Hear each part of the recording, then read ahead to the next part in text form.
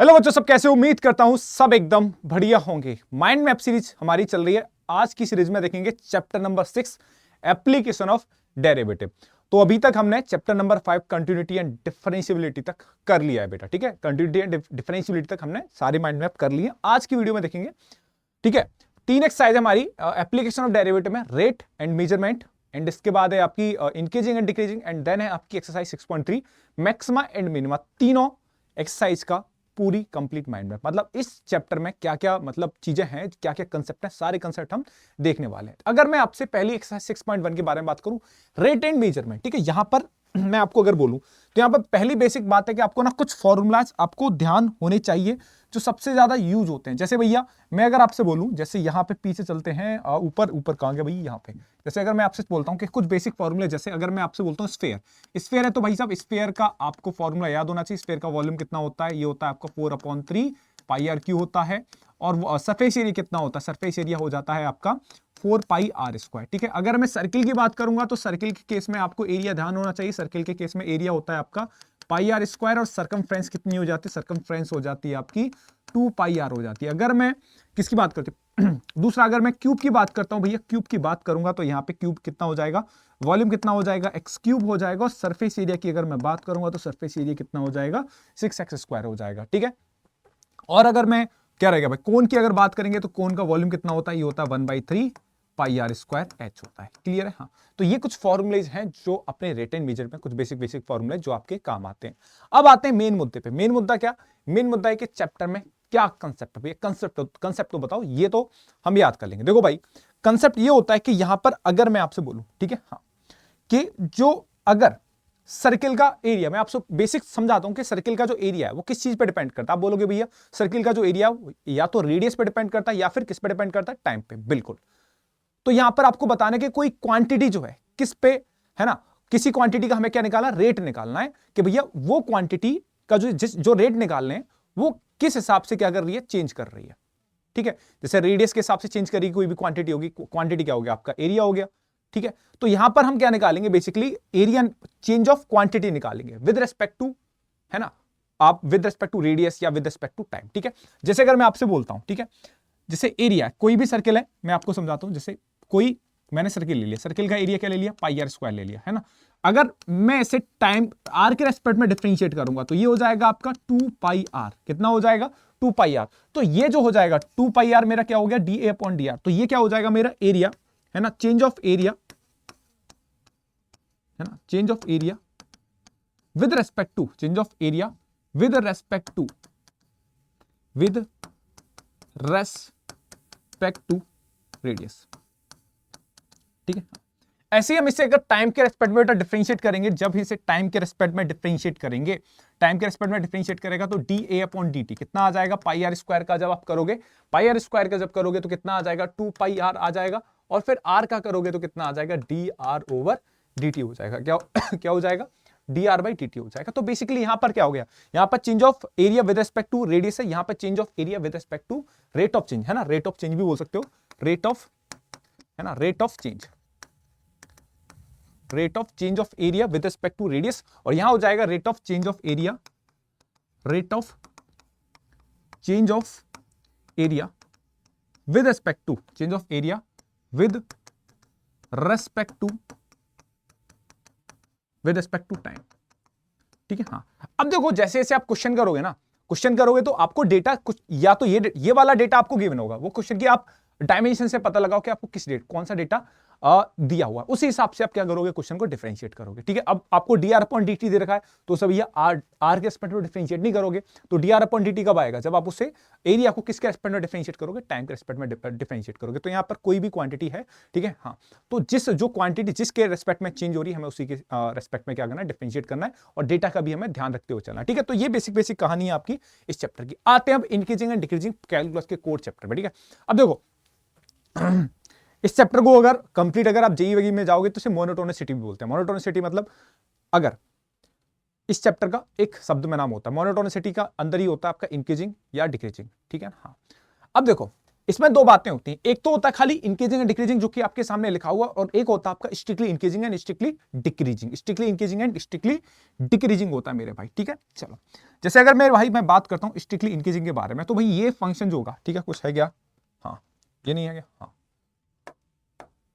चलो जैसे ये मैंने आपके सामने लेके आया हूं, ये जो फंक्शन है ए से बी के बीच में जो फंक्शन है, ये फंक्शन कैसा है, ये फंक्शन है आपका स्ट्रिक्टली इंक्रीजिंग। कैसे पता लगा, क्योंकि ए से बी के बीच में, हम यहां से सुनते जाना, ये पूरी कंप्लीट बात हो जाएगी। यहां से देखोगे जब ए से बी के बीच में मेरे भाई, यहां पे जब देखोगे ए से बी के बीच में ये फंक्शन कैसा है, ये फंक्शन आपका ग्राफ कैसा है, ये ग्राफ है बढ़ता हुआ, और इस वाले ग्राफ को देखोगे ए से बी के बीच में, ये वाला ग्राफ कैसा है मेरे भाई, घटता हुआ। कैसा है, घटता हुआ। तो ध्यान रखना, अगर ये स्ट्रिक्टली इंक्रीजिंग है तो भैया ये क्या है आपका, स्ट्रिक्टली डिक्रीजिंग। अब बात सुनना, यहां पर हमें किसी फंक्शन की क्या बतानी है बेटा, नेचर बतानी, कि भैया उस फंक्शन की नेचर कैसी है, स्ट्रिक्टली इंक्रीजिंग या स्ट्रिक्टली डिक्रीजिंग। अभी मुद्दा चल रहा है आपका स्ट्रिक्टली इंक्रीजिंग पे या स्ट्रिक्टली डिक्रीजिंग पे। आगे वाली स्लाइड पे देखेंगे खाली इंक्रीजिंग पे और खाली डिक्रीजिंग पे, दोनों में बेसिक फर्क आप समझ जाओगे ग्राफ देख के, ठीक है। देखो स्ट्रिक्टली इंक्रीजिंग की बात करें तो यहां पर स्ट्रिक्टली इंक्रीजिंग वाले केस में जो फंक्शन का डेरिवेटिव है वो ग्रेटर देन जीरो है। अगर किसी फंक्शन का, ये फंक्शन है, इस फंक्शन का जो डेरिवेटिव है वो ग्रेटर देन जीरो है, कहां से कहां तक, ए से बी के बीच में, ए से बी के बीच में, ठीक है। तो समझ जाना, अगर फंक्शन का डेरिवेटिव किसी पर्टिकुलर इंटरवल में ग्रेटर देन जीरो है तो फंक्शन उस इंटरवल में क्या हो जाएगा आपका, फंक्शन उस इंटरवल में क्या हो जाएगा, स्ट्रिक्टली इंक्रीजिंग। समझ गए बात। अगर फंक्शन का डेरिवेटिव जिस इंटरवल में ग्रेटर देन जीरो है, मतलब जीरो से बड़ा है, फंक्शन उस इंटरवल में क्या हो जाएगा आपका, स्ट्रिक्टली इंक्रीजिंग। सेम बात यहां पे लागू होती है कि अगर किसी फंक्शन का इंटरवल, किसी फंक्शन का डेरिवेटिव किसी इंटरवल में लेस देन जीरो है, जैसे यहां पर अगर आप देखोगे ए से बी के बीच में फंक्शन का डेरिवेटिव क्या आएगा, मैं आपको बता रहा हूं, अगर किसी इंटरवल में ए से बी के बीच में, अगर ए से बी के बीच में एफ डेफ एक्स नेगेटिव आ गया तो समझ जाना ए से बी के बीच में फंक्शन क्या हो जाएगा, स्ट्रिक्टली डिक्रीजिंग हो जाएगा, ठीक है।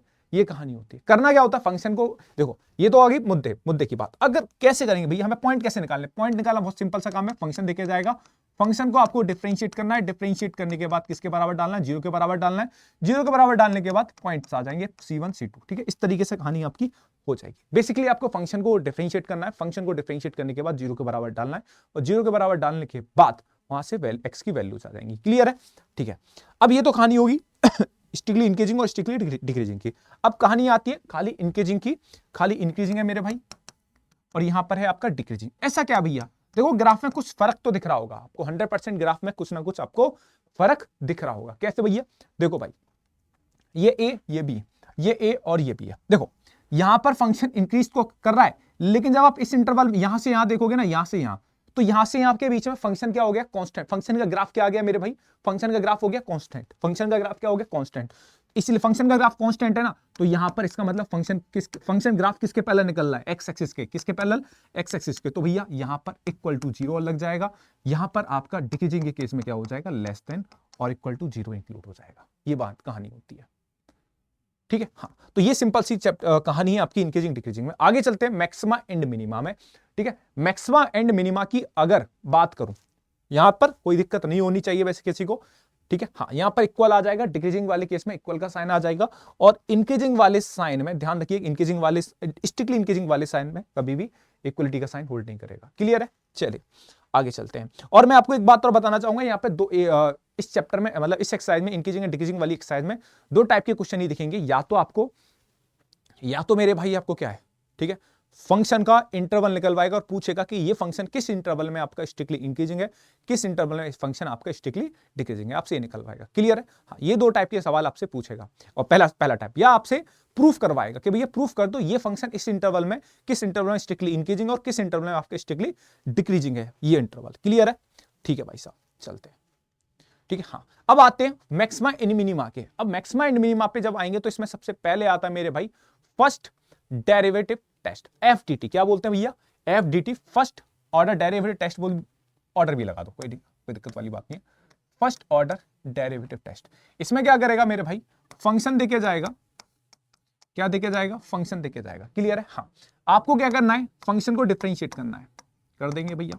फंक्शन को जैसे डिफरेंशिएट करोगे, डिफरेंशिएट करने के बाद आपको क्या करना है, जीरो के बराबर डालना है।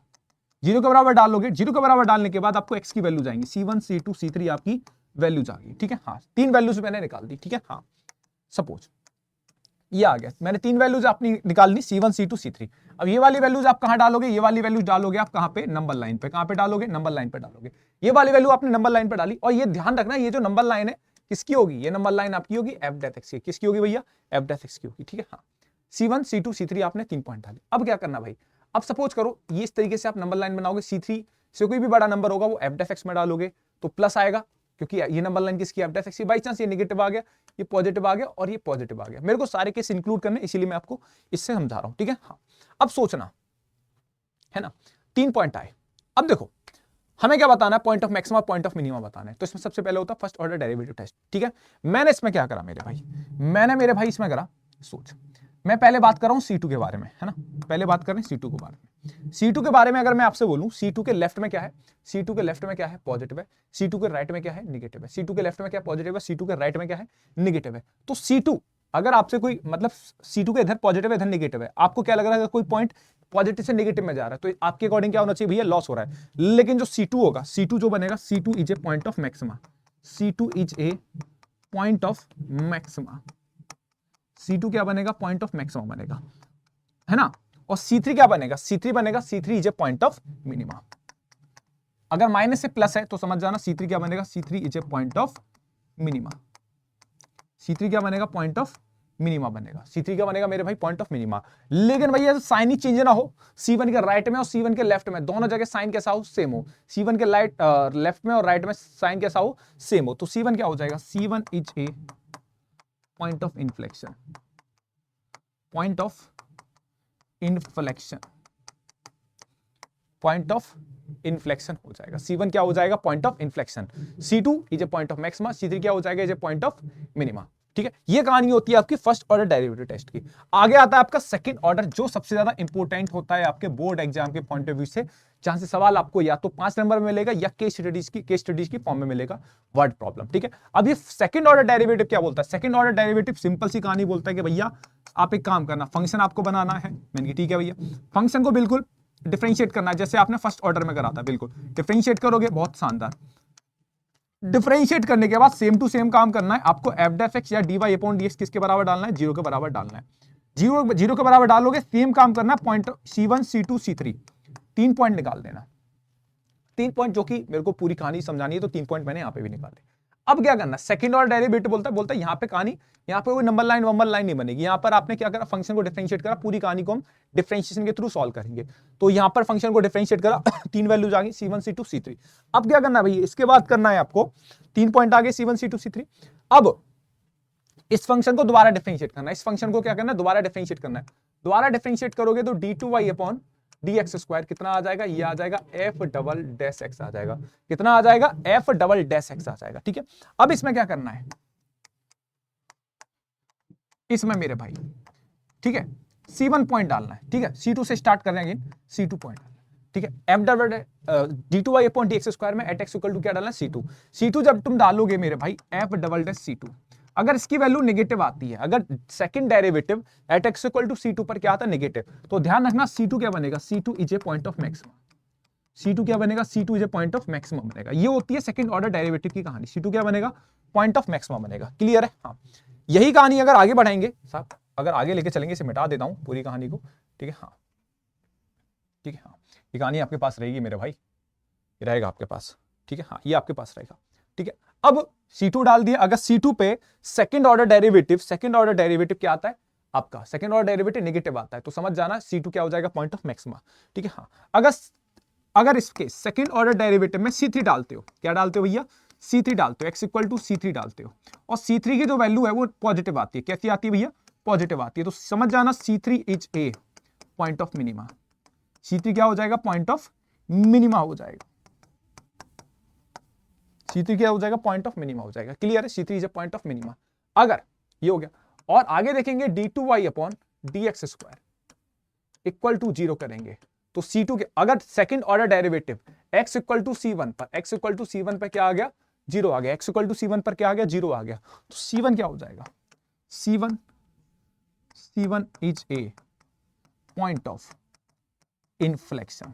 और ये पॉइंट ऑफ इन्फ्लेक्शन क्या होता है, पॉइंट ऑफ इन्फ्लेक्शन होता है वो पॉइंट जहां पर ना तो मैक्सिमा होता है ना आपको मिनिमम मिलता है आपको, ना तो आपको उस पॉइंट पे आपको मैक्सिमम मिलेगा, ना उस पॉइंट पे आपको क्या मिलेगा, मिनिमम। तो इसको बोलते हैं पॉइंट ऑफ इन्फ्लेक्शन, ना आपको उस पॉइंट पे मैक्सिमम वैल्यू मिलेगी, ना मिनिमम वैल्यू मिलेगी। तो ये आपके दो डेरिवेटिव मेन आपके डेरिवेटिव टेस्ट होते हैं, फर्स्ट ऑर्डर डेरिवेटिव टेस्ट और सेकंड ऑर्डर डेरिवेटिव टेस्ट। तो ये है आपका मतलब कंप्लीट चैप्टर नंबर 6 का माइंड मैप, और जितनी भी इंपॉर्टेंट बातें सारी मैंने डिस्कस कर ली है। ठीक है बेटा, बाय बाय, टेक केयर। अब मिलते हैं अपने सबसे बड़ा चैप्टर क्लास 12 का इंटीग्रेशन। ठीक है, बहुत ज्यादा एक्सरसाइज है, वहां पर लंबा जाएगा माइंड मैप। ठीक है बेटा, मिलते हैं अपने चैप्टर नंबर 7 के माइंड मैप पर। तब तक take care, love you to all. एक बार आप डालते रहिए कमेंट, एक बार जरूर कर दीजिएगा भैया कैसा लगा। ठीक है, bye bye, take care, love you to.